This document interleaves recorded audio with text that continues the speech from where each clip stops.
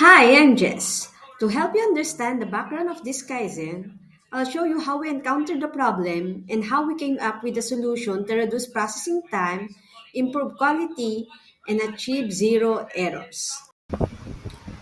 Bank charges are automatically posted in SAP to account 79095 under the GSI cost center.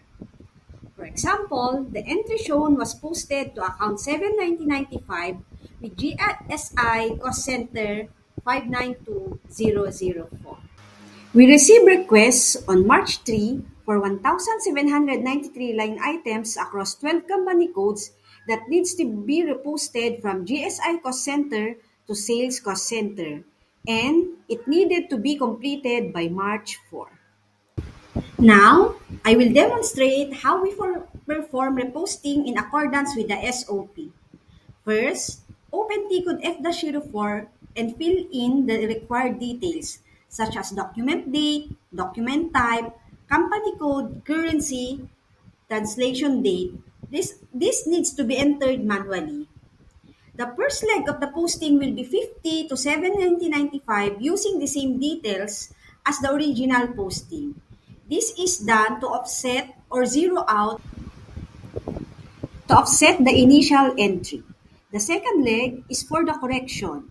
40 790.95 with the correct cost.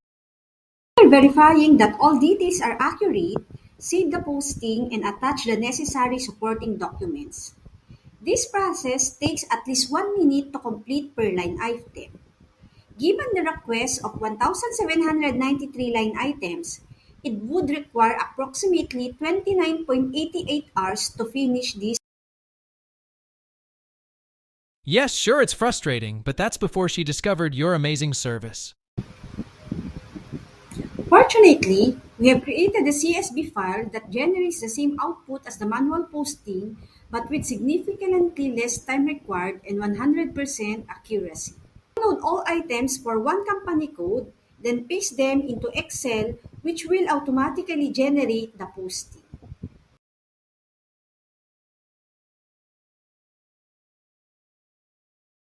It provides this solution, that solution, and the other solution.